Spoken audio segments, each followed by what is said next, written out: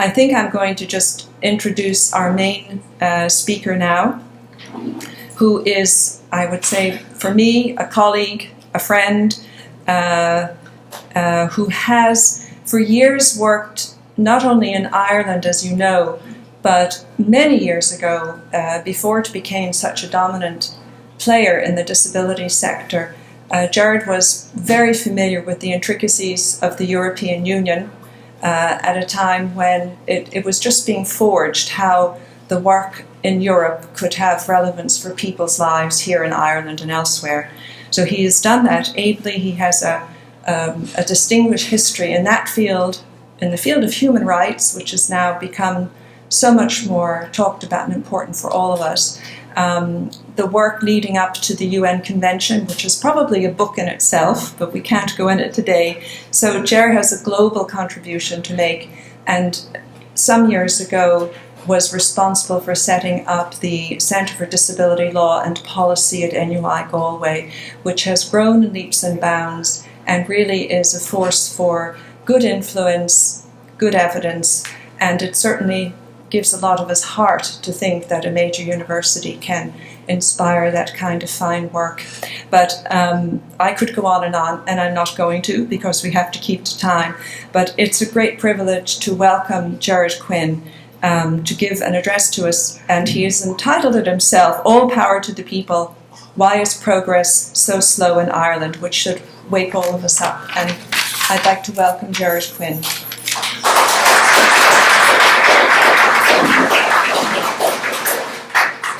So, good morning. Is that okay? It's fantastic to see so many young people here. And this address is really directed to you because you're the future. And I'm particularly proud that we set this up on a north-south basis. So it's really lovely to see Verona from Belfast and others from Northern Ireland. More than welcome indeed. So this really is a talk about research, about ideas, and about the relationship between research and ideas and change, question mark, if there is any relationship, or what is the nature of the relationship. And I think it affects you as you think about your future as researchers in the field, and the relationship between your future research and your contribution to the process of change. Hopefully you're not just going to be a researcher, but a citizen researcher. Somebody interested in not just explicating the reality, but changing the reality. And just a little story before I begin. And this has to do with my involvement, indeed the involvement of Patricia, Noonan, Walsh, Martin Nocton, and many others in this room in the Commission on the Status of People with Disabilities in the 1990s. We did a beautiful report. We're very proud of it. It was subject to cost-benefit analysis. The words are very eloquent, and we went away thinking to ourselves, that's it. Now we have the blueprint. Ireland will be a completely different country. I remember sitting in my office about 5 years later, wondering what the hell had happened with the report. We passed some very interesting legislation, non-discrimination legislation, but that was planned anyhow. And in fact, it might interest you from the point of view of legal history, it was actually adopted against some of the advice of the Commission on the Status of People with Disabilities, ending up with some predictable problems in the Supreme Court. So we were asking ourselves, well, how come there hasn't been so much change? We did have a beautiful report, and yet it didn't trigger the deep systemic change that we thought it would. And there's nothing peculiarly wrong with Ireland here. This is a global issue, but it's really a deeper question about the relationship between knowledge and action, or ideas and reform. And it really doesn't matter which country you live in. I think we all experience this. So I have a lot of questions about this, a lot of questions about the relationship between research and ideas and change. I don't have a lot of answers, strange to say, even though I'm at least 25 years in the field. But I think it's worth putting some words on this phenomenon so you begin to think for yourselves. And I think it's right that you begin to think now, at this stage in your career, rather than like me, 25 years in, which is a little bit too late. I want to ground my reflections on why we've made so little progress in this country Brona in the Republic, not in Northern Ireland, on issues like getting people out of institutions, issues like personalising services to enable them live a good life in the community, issues like restoring voice to people over their own lives once they are out into the community. And I'm choosing that policy mix because I think it reveals something interesting about the relationship between research and change, and also because I think it goes deeper than our agenda in the 90s, which was the equal opportunities agenda. It's really about human flourishing and not simply about breaking down barriers for people in their own lives. But I can't resist one or two preliminaries, which you might interpret as one or two kicks sideward, at the phenomena of maybe the fixation on evidence-based policy making.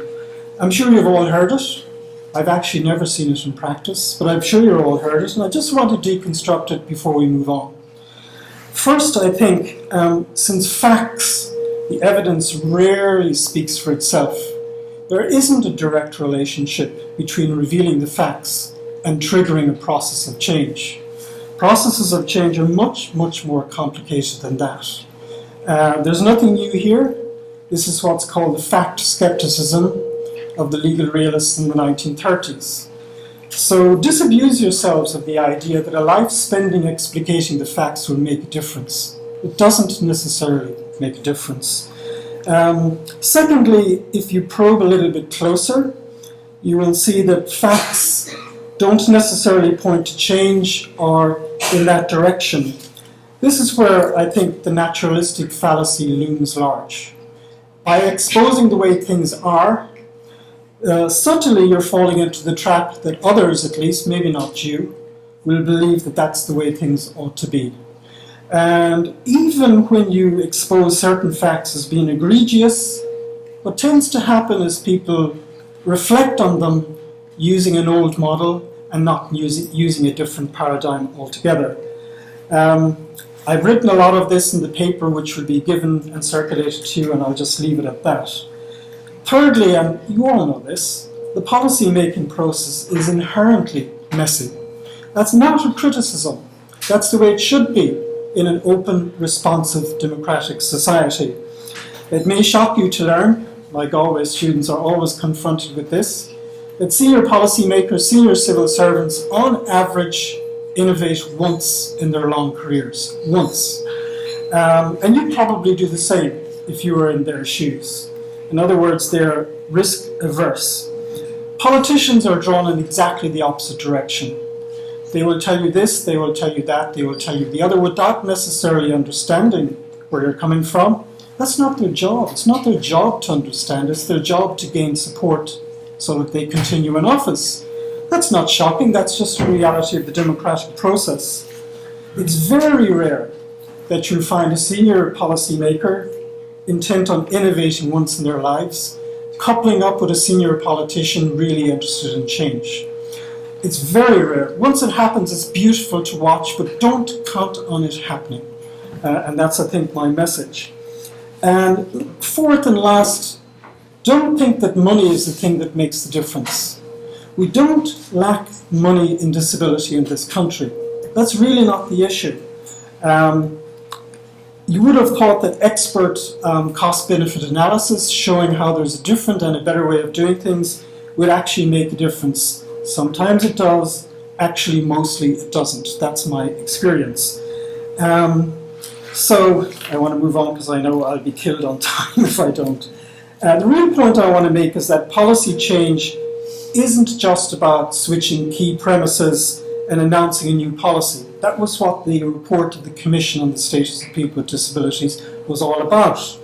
Responsible policy change means facing the challenge of re-engineering deeply embedded systems to change how they function, to change the regulatory environment, and most important, to change the funding environment, to create a completely different funding environment to enable innovation and practice to change.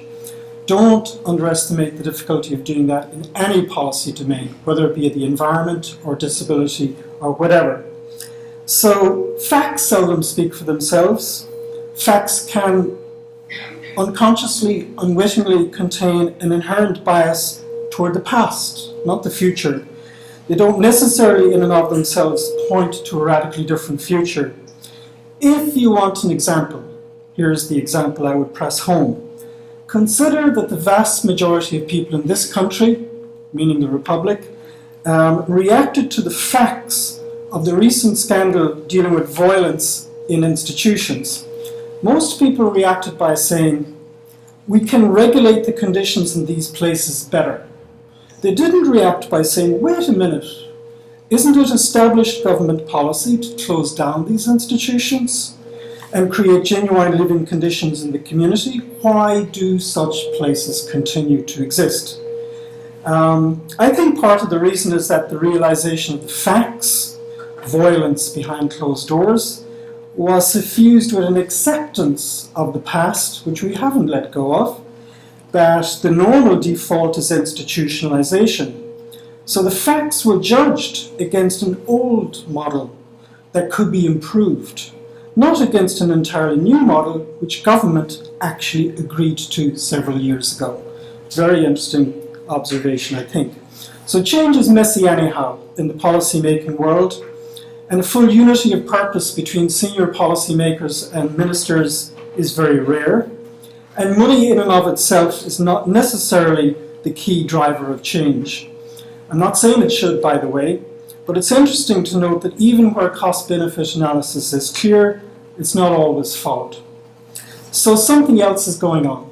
Something is explaining why change doesn't happen, or why it's not happening in a unilinear fashion that we all imagine it should. Maybe that's the mistake of the Enlightenment in our universities. The world doesn't function in a unilinear way.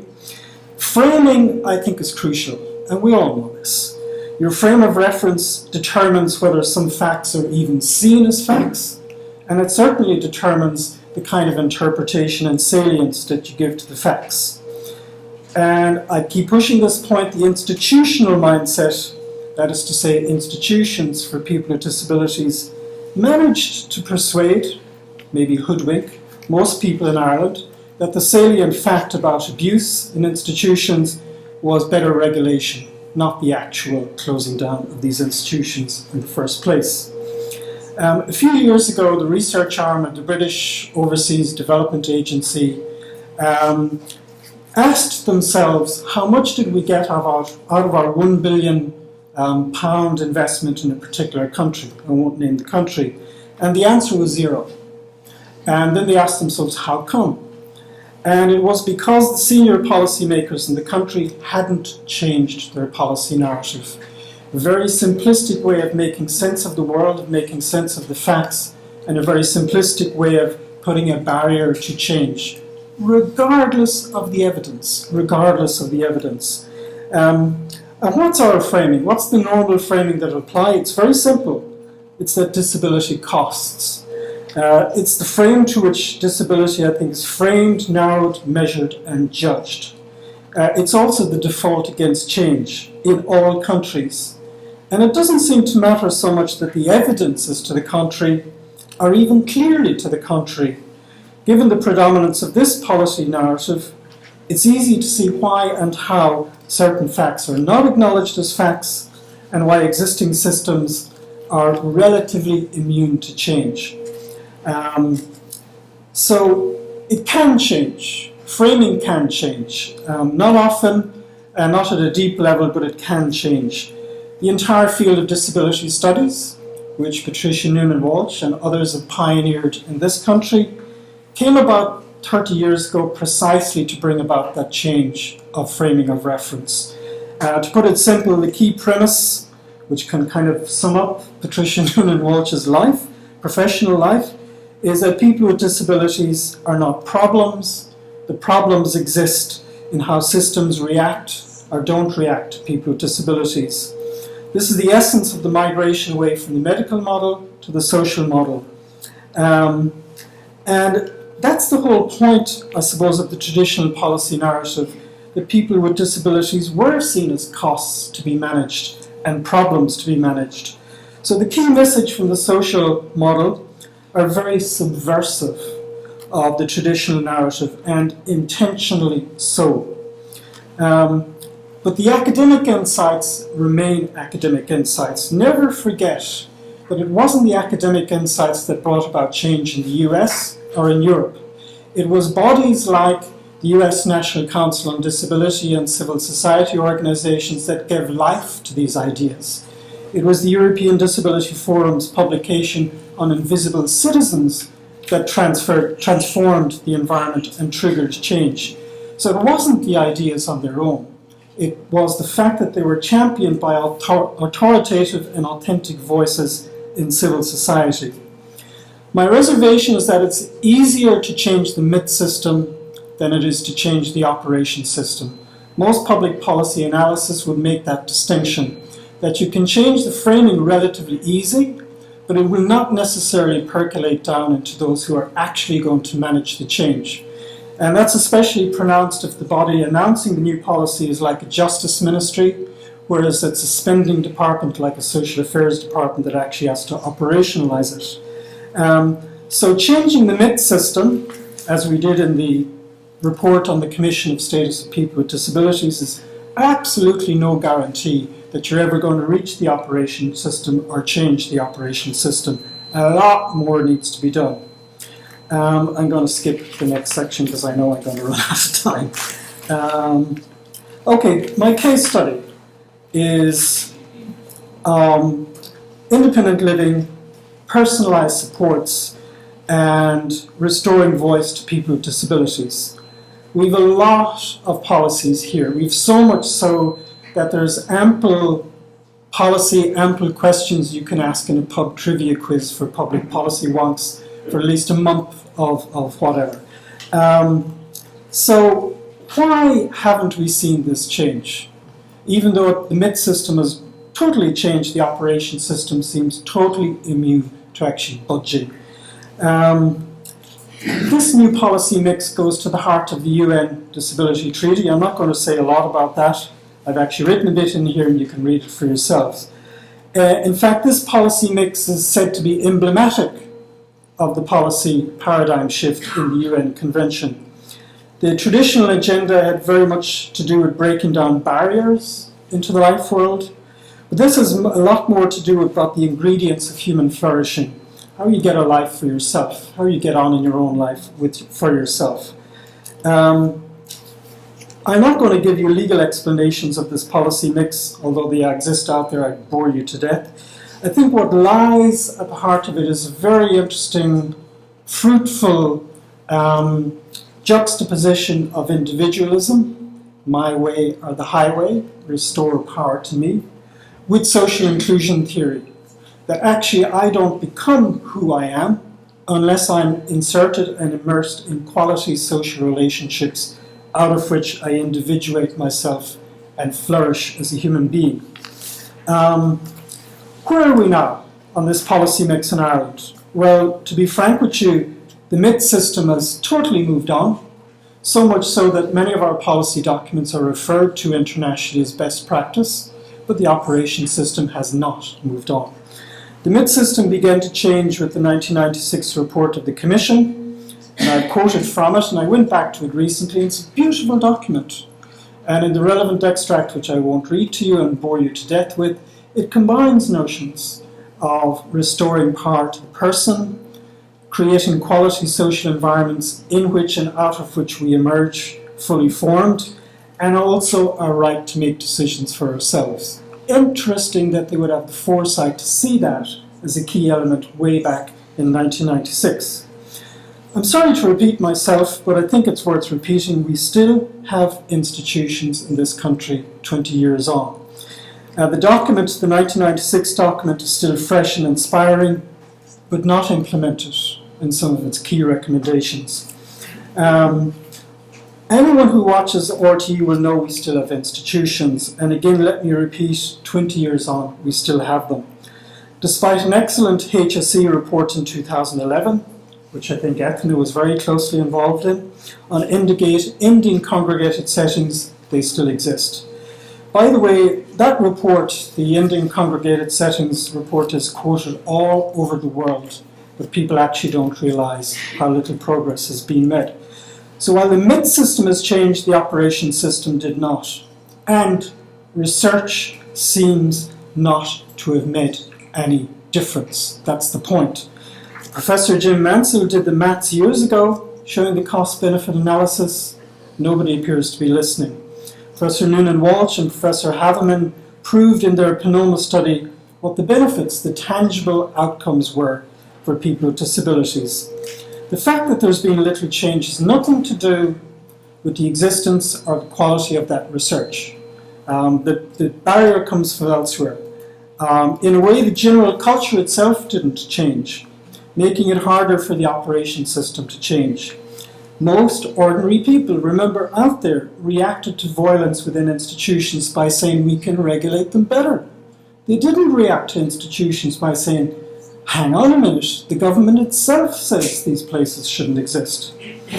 Why has the MIT system of the 1996 report and the 2011 HSE report translated into changes in the operation system? It can't just be about the financial crisis. In point of fact, it's exactly in such moments of crisis that change in the operation system becomes not just easier but also more urgent. Ireland is not the only country in the world still locked into a mid-20th century welfare system that's actually no longer fit for purpose. Elegant reports like the Developmental Welfare State Report of the NASC have repeatedly rammed that point home. The mid-20th century model was premised on categories of need, disability equals need, very patronising way of framing the issue when you think about it, on providing public funds to meet these needs, and on using labels like disability as a proxy for need, and then on delivering services to meet those needs via intermediaries like service providers. To me, it doesn't matter a damn whether it's public or private or semi-private or voluntary or whatever you call it. They're still intermediaries serving the public interest, or not, as the case may be. The blame, if there is blame, rests with governments. Governments did not drive hard the process of change in terms of the operation system. They could drive hard the MIT system to gain political advantage, but when it came push to shove, they didn't actually transform the way things were done. The proof of the pudding to me was, and still is, the allocation of block grants to service providers on account of their clients, but the clients were not allocated monies directly which they could individually control. And again, there's nothing peculiarly Irish in this. This is something many, many countries throughout the world are struggling to transform. A very impressive wave of studies and reports, again, research, your research, has demonstrated the need of moving to a different operation system. I personally find the report of the Competition Authority many years ago very, very telling. There's been lots of value for money reports stating the quote-unquote bleeding obvious, which is the need to move away from the funding system that we have. There has been some change. Genio has triggered some really interesting innovation, but it's not replicated. It wasn't driven hard by the government. And by the way, I think this should be an election issue. I believe it fair to say that governments, successive governments, not just this government, have not driven change in a hard way, using timelines and clear goals and outcomes. The reality is, when you want to change things at a deep level, you can't wait for the slowest ship in the convoy. The government either expresses the public interest and pushes it, or it doesn't. And the sad reality is it hasn't in recent decades. We all knew that overly restrictive guardianship laws in Ireland had to change, and we have actually come a long way. There was a mooted change from an old MIT system, wardship or guardianship, to a new one, controlled, regulated and restricted guardianship, as represented in the recommendations of the Law Reform Commission in the mid-2000s. To the great credit of this government, official policy has moved on to prioritise the move to supported decision-making. Okay, we still don't have the legislation, and indeed the draft legislation represents a compromise between a movement to a completely new paradigm and a restricted version of guardianship in this country. I'm not going to dwell on that here. Liz Brosnan up next, I'm sure, will speak to that to some extent. Suffice it for me to say that if the move to supported decision-making is given breathing space in the next few years, it will increase, not decrease, the pressure to move toward genuinely personalised services in this country, which is a precondition for enabling people to live and get a life in the community. The underlying logic of personalised supports with respect for personal preferences, they both sing the same tune. So you can't delay forever the change in the actual operation system. What are the lessons for you as young people, young researchers? Right, the world isn't perfect, we all know that. The policy world abounds with contradictions, we all know that.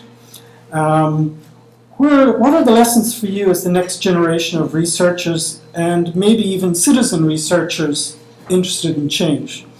I think the first lesson is that if and only if you want your work to have impact and traction, you need to move beyond the four corners of your subject, whether it's employment or community living or sports and inclusion and so forth.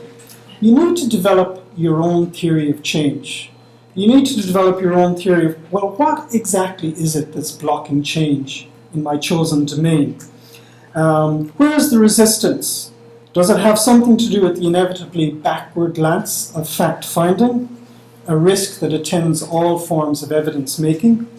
Does it have something to do with risks on the part of public policymakers and their feeling of exposure to too many risks? Does it have something to do with the political cycle and politicians not willing to risk change until they're re-elected, and even then you postpone it to the next cycle? Does it have something to do with the relatively short tenure of senior civil servants in a position to do something long term? Maybe it's a combination of these, maybe it's something else entirely. And by direct implication, ask yourself, what kind of ideas or research inserted in what kind of environment, policy environment, will actually help nudge change? In other ways, there is a use for the person who explicates the obvious through research, but there's also a use for the person who thinks more intentionally and conscious about the positioning of that search in a process of change to the future. I'm not saying that you have to grasp a theory of change and then always tailor your research product to advance change. You do have an obligation to be true to yourselves. That bit of the Enlightenment is still very valid. You should not enslave your research agenda to speak to, and only to speak to, how you can contribute to change. But I think you have to be conscious of the theory of change within your field, and at the very least, not do anything that inhibits change in that field. You have an obligation to speak truth as you see it, and let the chips fall where they may.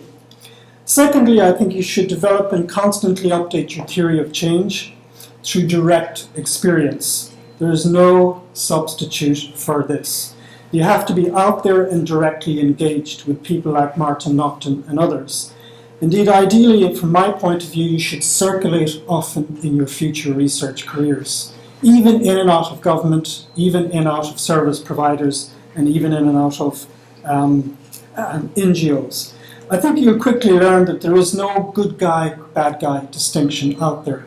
We all perform roles within parameters, and one of the keys to change is how you change those parameters and make them more amenable to change. Thirdly, I think you should work with all forces for change. Primarily, this will mean engaging with civil society, people like Martin Naughton. It was Jean-Jacques Rousseau who once said that no one can speak for another. No one can speak for another. You add your distinctive voice, but don't think you speak for others. At the end of the day, it's actually their voice that counts, not yours. Personally, I've spent my whole career in the no man's land, stabbed often in the back with bayonets, between knowledge work in the university and policy work in government and international organizations. And I suspect and I hope that many of you will do the same. I personally have found that engagement in the policy world has given my own research an edge without which it would lack. And sometimes it's given it traction in the policy field. And I think sometimes for your ideas to have impact, you need to father them, but then allow others to own them. and stand back and have the courage to allow that to happen. In a sense, you are doomed to be political if you want your ideas to go anywhere beyond the pages of the social science journals. I don't mean political in a party political sense, far from it. In Ireland, for example, the pressing priority is to push home the continuing gap between the myth system of public policy and the operation system of our public services. You can do this best with civil society groups, and indeed I think we in the academic community have a huge task ahead in developing participatory research models, which is another day's story. So with the 100th anniversary of 1916, our rebellion looming next year, which also happens to be the 20th anniversary of the publication of the Commission of the report on the status of people with disabilities, hard, raw questions have to be asked of all the political parties about why institutions still exist in Ireland, why people are still obliged to use a service model that is far, far, far beyond its sell-by date, and why we have still to live with compromises on supported decision-making. To my mind, these are election issues. These are issues that face me not just as a researcher, but as a researcher citizen. Hopefully I don't need to remind you that one of the objects of our independence here in the Republic was to rid ourselves of the odious poor law. I will say that our citizens with disabilities are still waiting for the promises of 1916 to be kept. It's at least partly your job as the next generation of future researchers not to lose sight of that and to remind others. Otherwise, our founding moment of 1916 itself remains just part of our myth system. Thank you very much.